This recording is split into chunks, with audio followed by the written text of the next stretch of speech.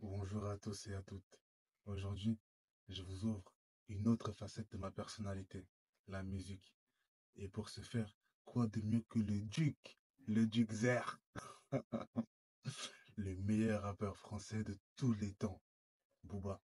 Aujourd'hui, je vais vous parler d'une de ses punchlines que je trouve très très marquante. Je trouve même que c'est la plus marquante. Quand il dit, Je les aime tous, aucun ne m'aime. Du coup, je veux tous les tuer. Les autres sont partis à la mer. Moi, j'ai bibi tout l'été. à la première écoute, elle peut paraître violente. D'ailleurs, quand je l'expliquais à ma mère, elle voulait même pas que je fasse l'analyse parce qu'elle l'aimait pas.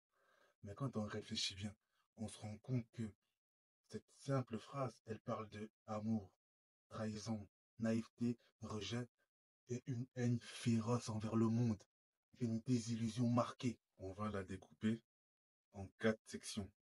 Première, l'innocence. Deuxième, le rejet. Troisième, la métamorphose en méchant.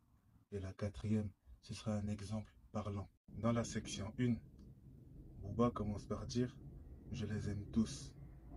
Ici, ce qui est réellement important, c'est le mot tous, parce que il traduit une certaine naïveté enfantine. Qui sont les seules personnes sur Terre qui aiment réellement tout le monde de manière désintéressée? Ce sont les enfants. Il aurait pu dire j'aime mes proches.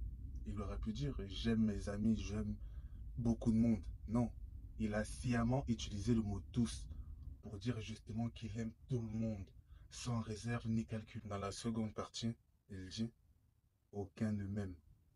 Et là, c'est le choc. Tu as aimé tout le monde et personne ne t'aime en retour.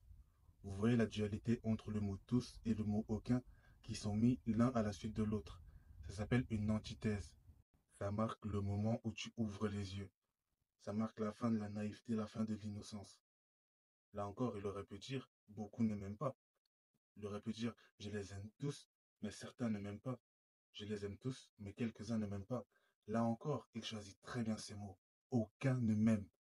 Vous voyez comment ça s'oppose. Je les aime tous, aucun ne m'aime. Et enfin, dans la dernière partie, la partie la plus importante, la métamorphose en méchant. Elle dit, du coup, je vais tous les tuer. Évidemment, ce n'est pas une menace littérale. Ce n'est pas tuer ou ôter la vie.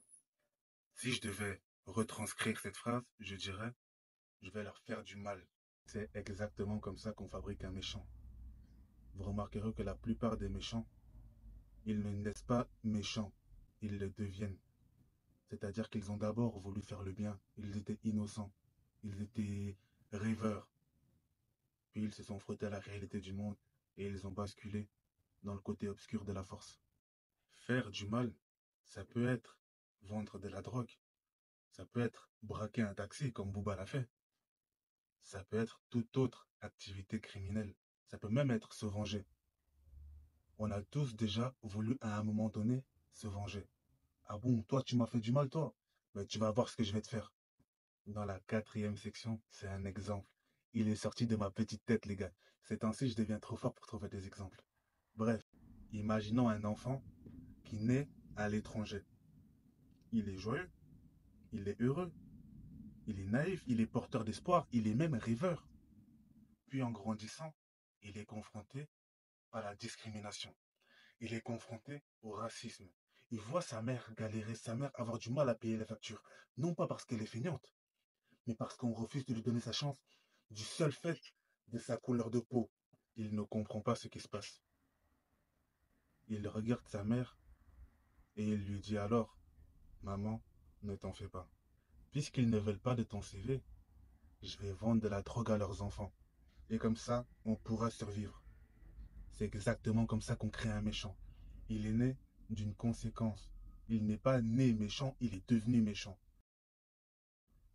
Et ce qu'il y a de plus troublant, comme je l'ai dit, c'est que on est tenté de justifier ça, puisque il vend de la drogue pour aider sa mère.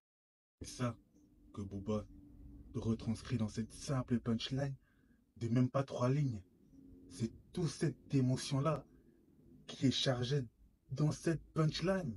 Ce n'est pas juste une provocation, c'est une histoire de douleur, de désillusion et de choix tragiques. Et c'est justement parce qu'on sait d'où elle vient qu'on serait presque tenté de l'excuser. Merci d'avoir pris de votre temps pour m'écouter parler. Bien évidemment, ce n'est que mon ressenti à moi. Quelqu'un d'autre va lire cette phrase et il va la comprendre d'une autre manière. Puisqu'on n'a pas les mêmes vécus, je les regarde avec mes yeux, je la raconte avec ma bouche. N'hésitez pas à liker, commenter et à partager à vos proches. Et surtout, donnez-moi des punchlines que vous voulez que j'analyse encore. Merci beaucoup pour l'amour et le soutien. Au plaisir de vous revoir dans une prochaine vidéo.